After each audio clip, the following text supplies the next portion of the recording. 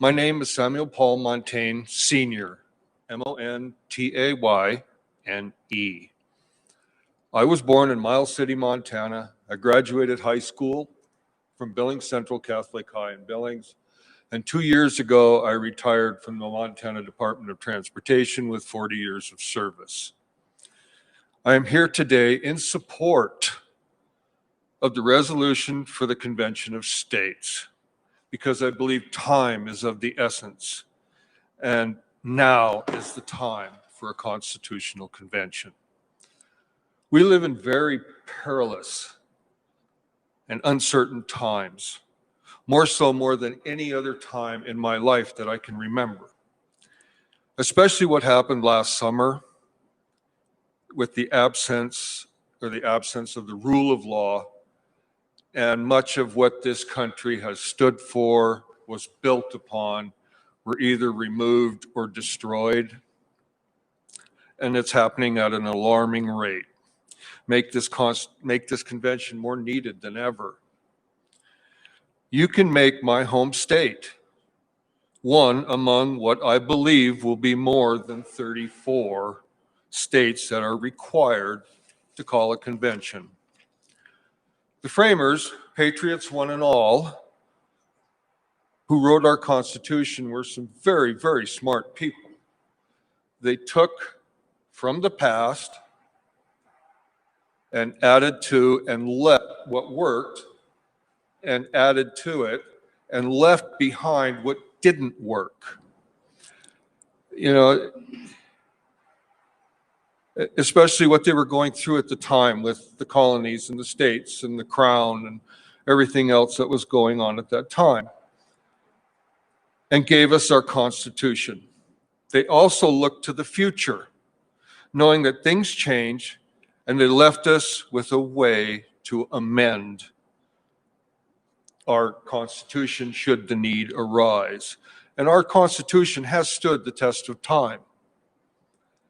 The vehicle they left us is Article 5. There are two ways to do this. The United States Congress can send amendments to the states, or the states themselves can call.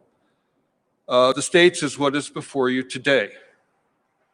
We can call a convention with 2/3 of the 50 states doing so.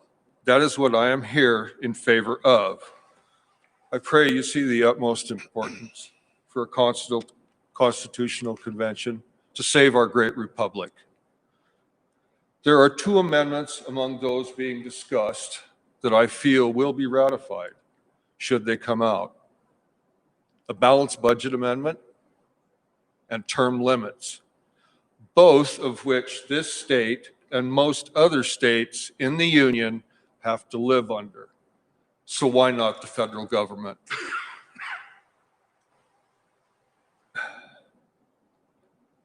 There could be other amendments that may come out of this convention. There really could. But it takes 38 states to ratify. So a runaway convention, I don't see as a possibility. I really don't. In conclusion, I believe our country is at a crossroad. I wholeheartedly believe it is up to us, the states, to take a stand. We can make this country better, stronger than ever in our history. So there are two questions we need to ask. Are we as a people going to stand up and say enough? And for those who have sacrificed and afforded us our freedoms that we hold today, are we going to stand up? I truly thank you for allowing me today to share my heartfelt belief at the need of a convention. I leave you with a couple of quotes from one of our founding fathers, Benjamin Franklin. He said, and I quote, "Those who give up freedom for security will have neither freedom nor security."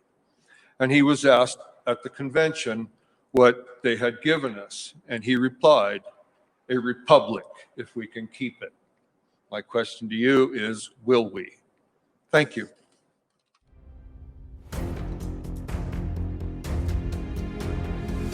I'm here live in Philadelphia at the Tomb of the Unknown Soldier. When you hear the phrase lives, fortunes, and sacred honor, these are the folks we should think of, those who anonymously gave their lives. Well, today you have a chance to volunteer. You need to volunteer for conventionofstates.com, the movement that's going to save the country.